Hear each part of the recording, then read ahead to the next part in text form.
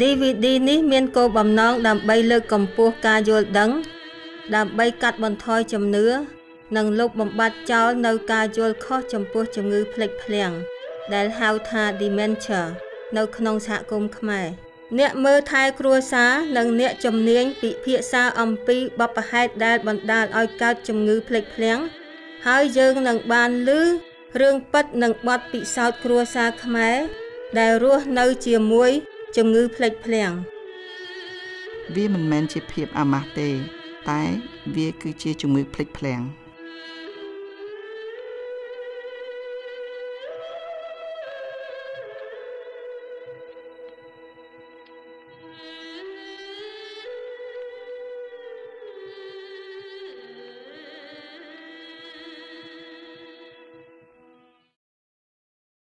ការផ្លាស់ប្ដូរច្រើនជាងគេគឺចរិតនិងលក្ខណៈរបស់គាត់នឹងផ្លាស់ប្ដូរច្រើន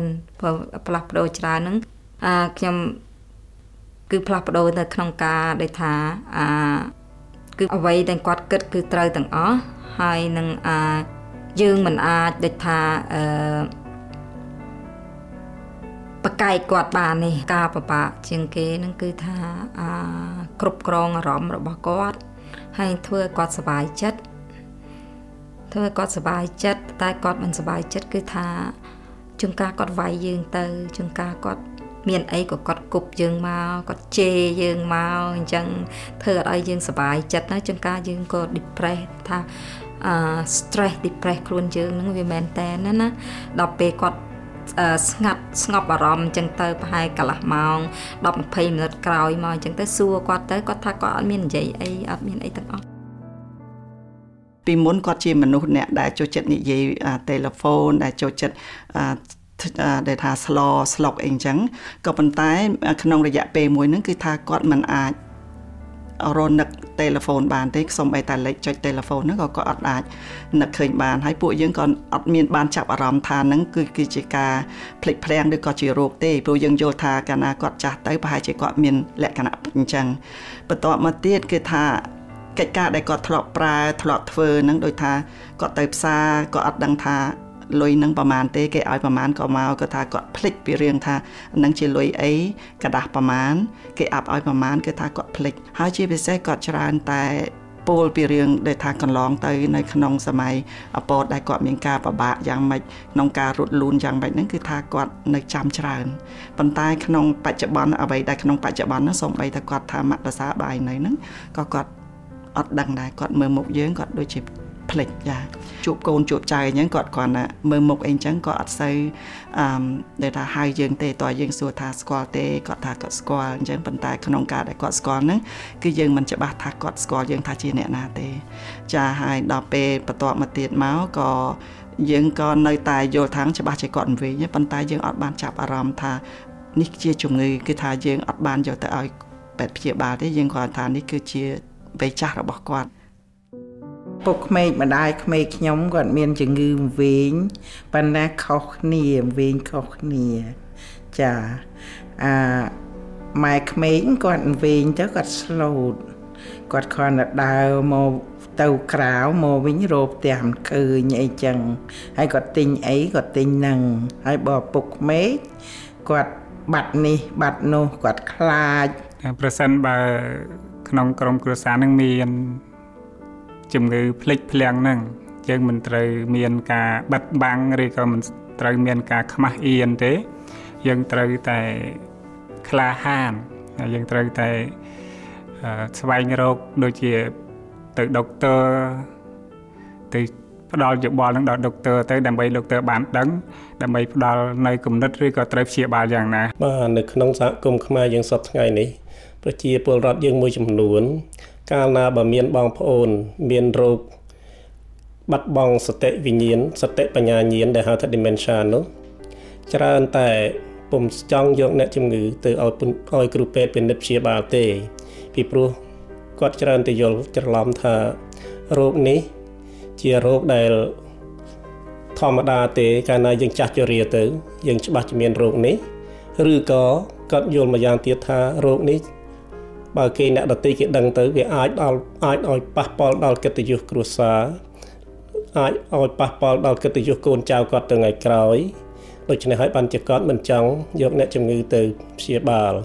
ការយល់ឃើញរបៀបនេះគឺជាការយល់ខុសស្រឡះជាពិសេសយើងសង្កេតឃើញថាទី1ដែលយើងគួរឲ្យ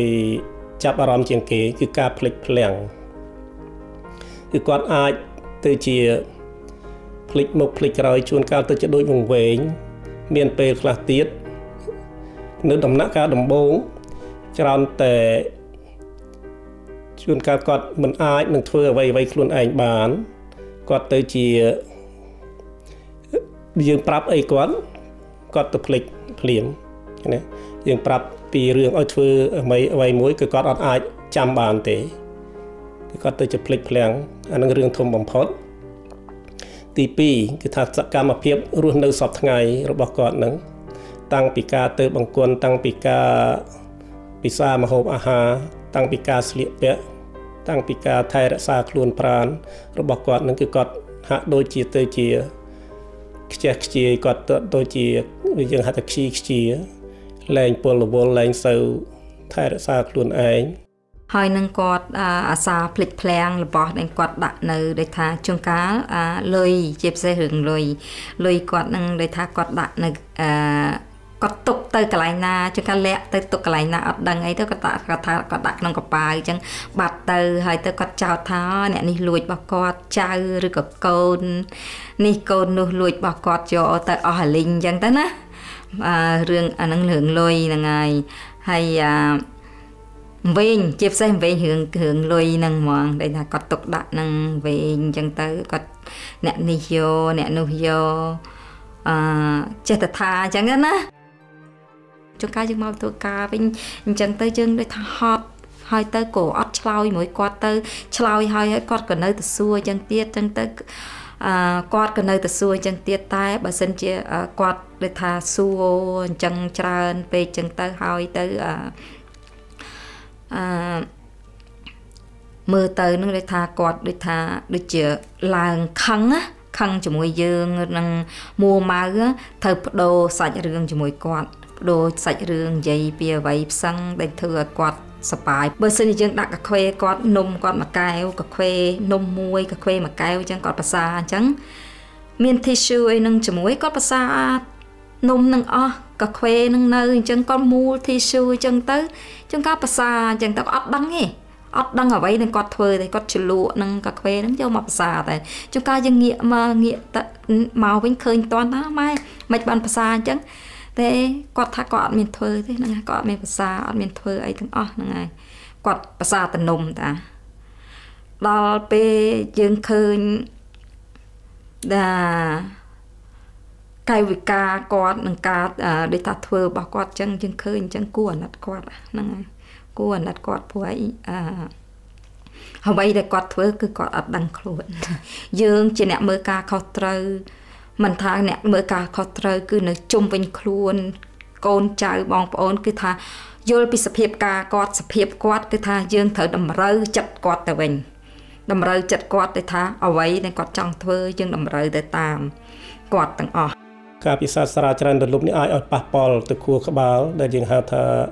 alcoholic encephalopathy គឺយូរទៅក៏អាចឲ្យខូចខួរក្បាលទៅកើតរោគ dementia ដែររោគដទៃទៀតមួយចំនួនធំដូចជារោគលើសឈាមឬក៏រោគទឹកនោមផ្អែមរោគឡើង cholesterol ក្នុងឈាមឡើងហួសពេកក៏យូរទៅអាចឲ្យរួមសរសៃឈាមនៅក្នុងខួរក្បាលនឹងហើយក៏អាចឲ្យប៉ះពាល់ខួរក្បាលក៏អាចឲ្យកើតរោគ dementia រោគមួយចំនួនទៀតដូចជាជាតិពុលដោយសារជាតិពុលដូចជាសំណយើងហៅថា lead poisoning ពុលជាតិសំណហ្នឹងក៏អាចឲ្យយូរទៅក៏អាចឲ្យកើតប៉ះពាល់យូរទៅក៏អាចកើតរោគ dementia ដែរខ្វះជាតិគន្ធីមួយយ៉ាងនៅក្នុងក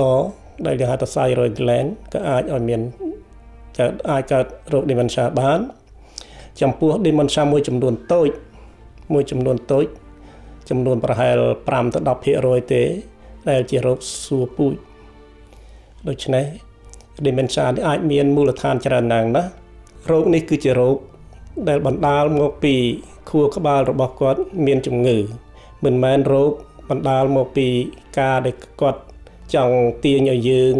ជួយថែរក្សាគាត់ក៏ការដែលគាត់ចង់ឲ្យយើងយកចិត្តទុកដាក់នឹងគាត់ទេមិនមែនជារឿងដែលបណ្ដាលមិនមែនជារោគដែលបណ្ដាលមកពីកម្មពីវិរិយពីអតីតជាតិ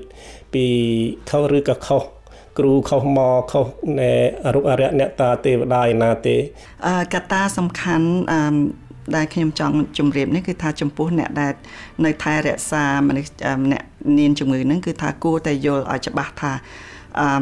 ជំងឺនេះ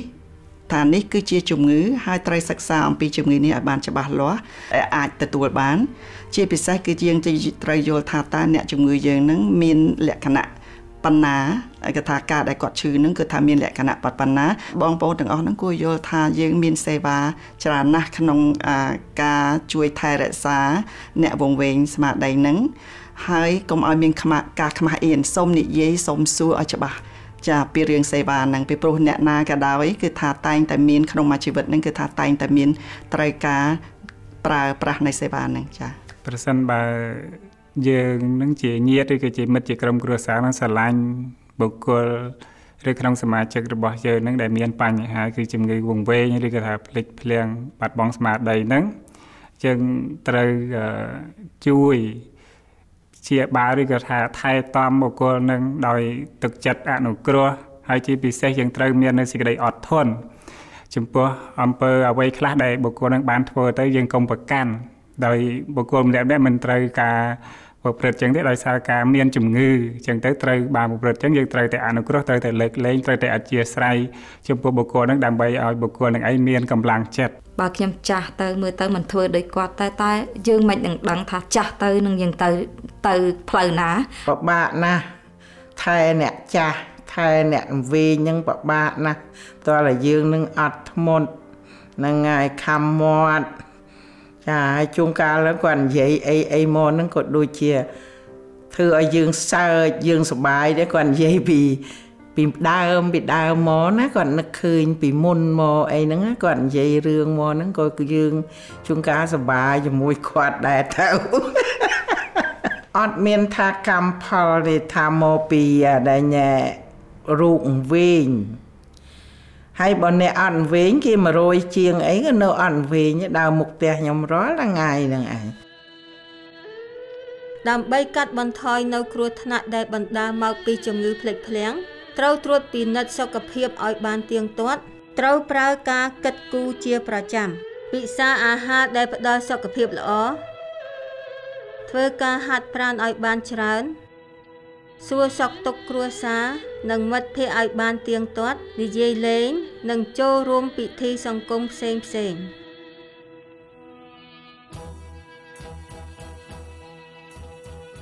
DVD នេះបង្ហាញអំពីរឿងដែលជាបទពិសោធន៍របស់បុគ្គលហើយគ្មានបំណងចាត់ទុកជាឯកសារផ្នែកវិទ្យាសាស្ត្រទេ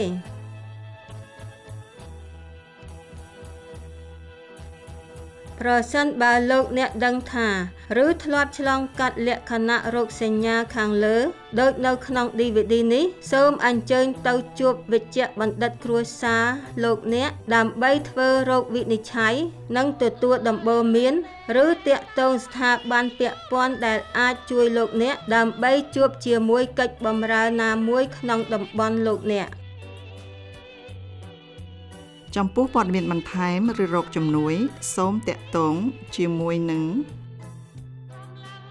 ក្រុមប្រឹក្សាសុខុមាលភាពខ្មែរអូស្ត្រាលីដែលមានទូរស័ព្ទលេខ87 86 25 81 Alzheimer's Australia National Dementia Helpline ទូរស័ព្ទលេខ1800 100 500Multicultural Community Council of Illawarra ទូរស័ព្ទលេខ02 42 29 75 66 Commonwealth Respite and Caring Center for Information and Care Support ទូរស័ព្ទលេខ1800 05 22 22 Department of Health and Aging ទូរស័ព្ទលេខ1800 02 01 03